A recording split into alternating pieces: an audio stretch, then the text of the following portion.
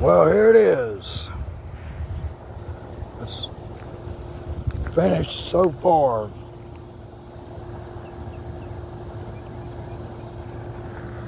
This is what I've done today, welding on this homemade bicycle trailer that's bigger than one you'd buy out of a store like Target or Walmart.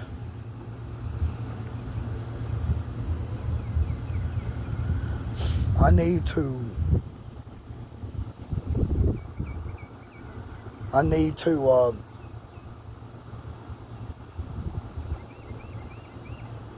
get a little bit more better welding supplies.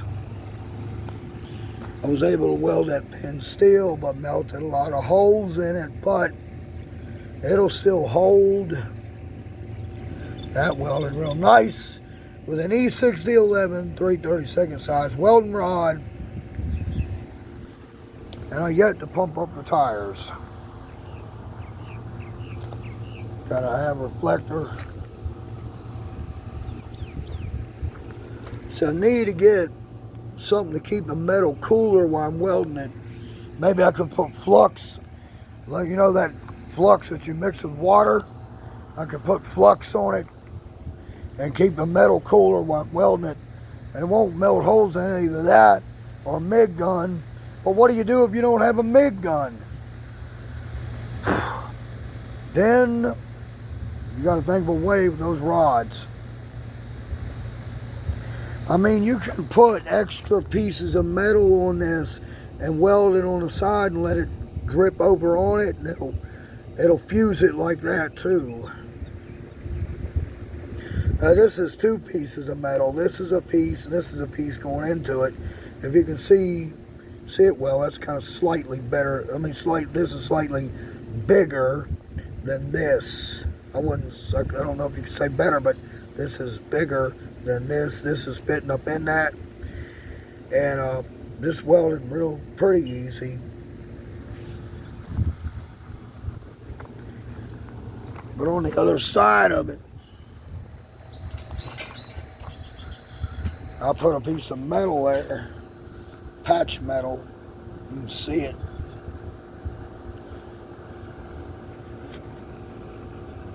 And well, welding rod cuts into that thin steel easy. But I patched it with a 1/16 of an inch thick piece of metal, and that DC bolts and that E6011 rod dug into that. But it'll hold. I've welded like that before, and something like this lightweight trailer, that'll hold. Now, if this was holding up hundreds of pounds, like 200 pounds or more, then you would want to go back. Well, you'd actually want to use a piece of steel that's 1/16 of an inch thick, like this is. This is only about 22 gauge thick, so it's somewhat thinner than this. I just found that somewhere, that white piece of metal. It's painted white, and I decided to use it for this. Although it's hard to get it to weld.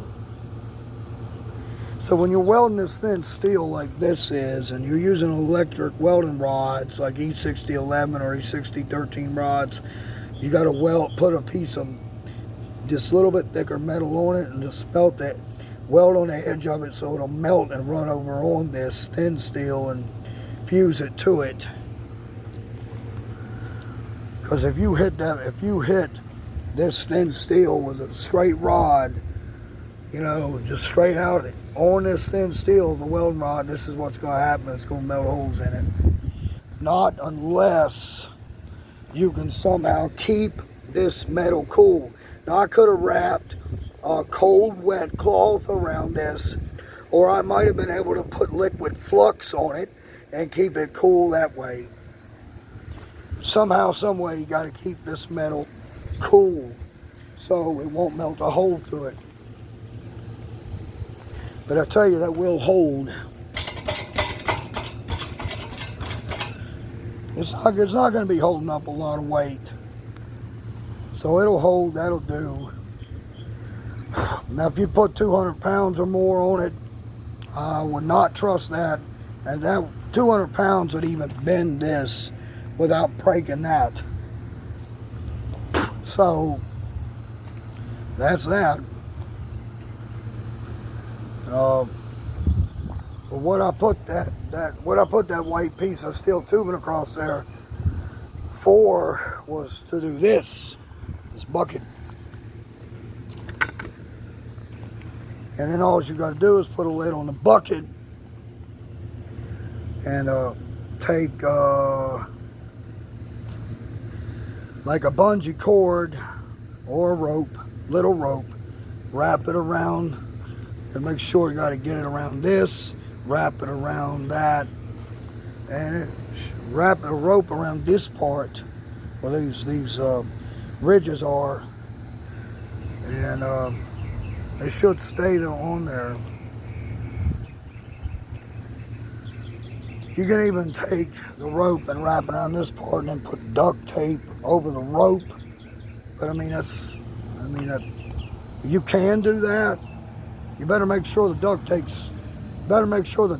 tape sticks. You'd have to have this clean, free of oil and water for the duct tape to stick to that plastic. But you do that. And I can put 2 buckets on this. And you got to keep the weight at the back and in the middle so it doesn't wobble like this when you're pulling it.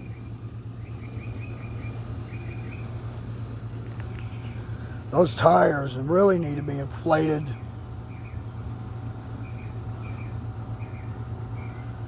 You know, later on when I find more tubing, I'm going to put a piece of tubing, a couple of pieces of tubing across this like this, or maybe probably horizontal across like that, and set a tumbler inside of there with some bicycle tires in it, and bicycle inner tubes, and a pump, and a big recline lawn chair, and a big umbrella.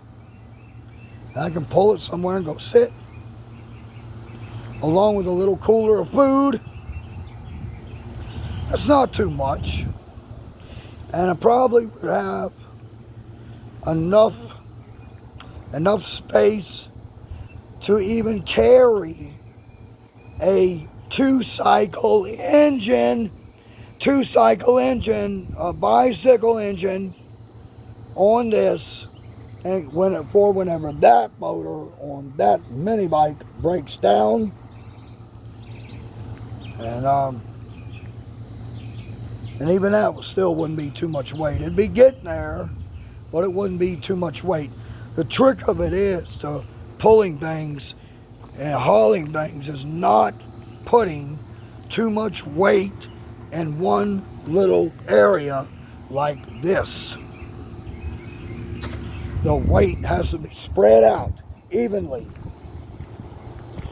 And see where I have this. That's what can happen when you put too much weight in one area. Bends things and breaks them. But I should have another one of these sticking out about here,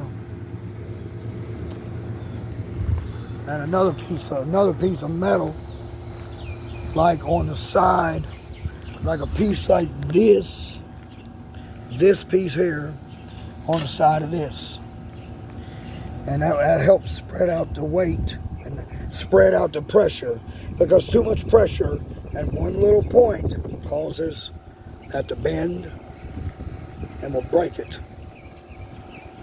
eventually.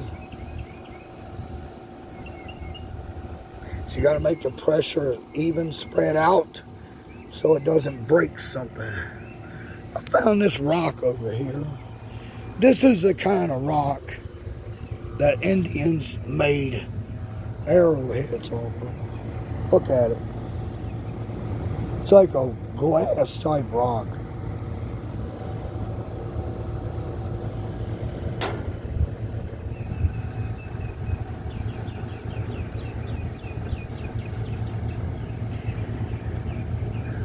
That looks like the same kind of rock, or similar to it or close to it,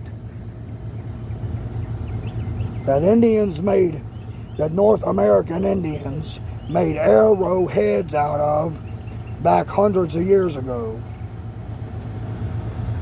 That same kind of rock. Because I know I can look at this rock and tell if you break it, the edges of it are going to be sharp.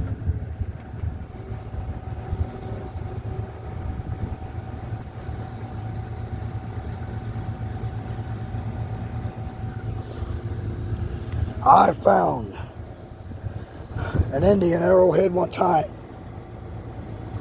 in the mountains in North Carolina about 40 years ago, over in Ashe County, North Carolina. Well, that's all for today.